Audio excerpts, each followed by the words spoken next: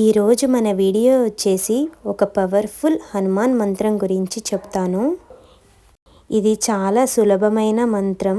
ఈ రోజుల్లో చాలామంది వారి బిజీ లైఫ్లో ఉండి దేవుడికి సరిగ్గా పూజలు చేయడానికి సమయం దొరకడం లేదు.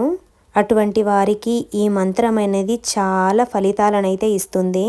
అదేవిధంగా ఈ మంత్రాన్ని జపించడానికి ఎటువంటి పూజ నియమాలు కూడా అవసరం లేదు.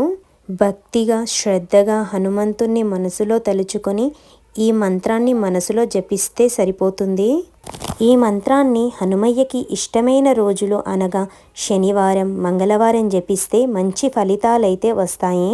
ఈ మంత్రాన్ని జపించడం వలన హనుమయ్య మన జీవితంలో ఉండే అడ్డంకులను, శత్రువులను, భయాలను మానసిక శక్తి మరియు ధైర్యంతో ఎదుర్కోవాలని ప్రేరేపిస్తాడు.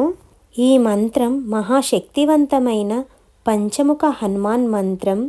ఈ మంత్రాన్ని బయటకి పలుకరాదు.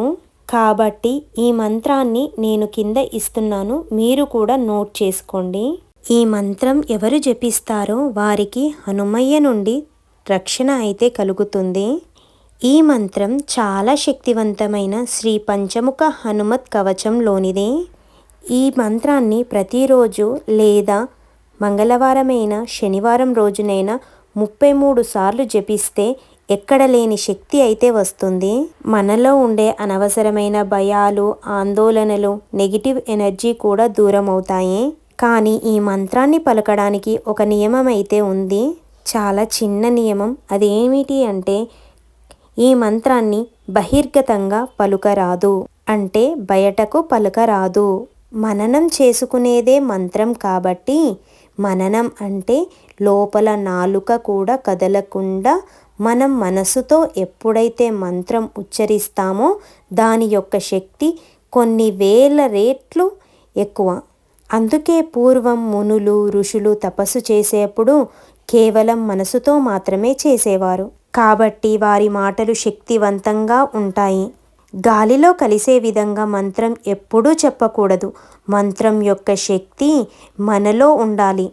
కాబట్టి ఈ మంత్రాన్ని శ్రద్ధాభక్తితో 33 సార్లు పఠించడం వలన హనుమంతుని బ్లెస్సింగ్స్ అయితే మనం పొందవచ్చు. మరియు ఎటువంటి సమస్యనైనా ఎదుర్కొనే శక్తి హనుమయ్య మనకు ప్రసాదిస్తాడు. దీనికోసం ఎటువంటి పూజ చేయవలసిన అవసరం లేదు. మనసుతో మంత్రాన్ని జపిస్తుంటే చాలు.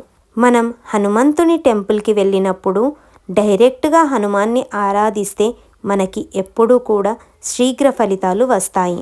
కానీ ఆ ఫలితాలు అనేవి కొద్దిగా ఆలస్యం అవుతాయి.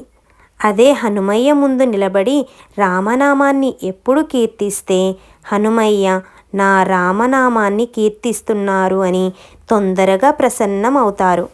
హనుమాన్ టెంపుల్లో హనుమయ్య ఎప్పుడు సింధూర పూతలో కనిపిస్తారు.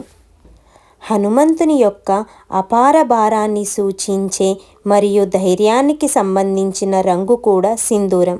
కాబట్టి హనుమయ్యకి సింధూరంతో తమలపాకులపైన శ్రీరామ అని రాసి సమర్పిస్తే ఎంతగానో ఆనందిస్తారు. అంతే అండి ఈ వీడియో కనుక మీకు నచ్చినట్లయితే లైక్ చేయండి, షేర్ చేయండి, కామెంట్ చేయండి. మరిన్ని ఇటువంటి వీడియోల కోసం నా ఛానల్ని అయితే సబ్స్క్రైబ్ చేసుకోండి. జై శ్రీరామ్, జై హనుమాన్. ఓం నమ శివాయ. శ్రీమాత్రే నమః.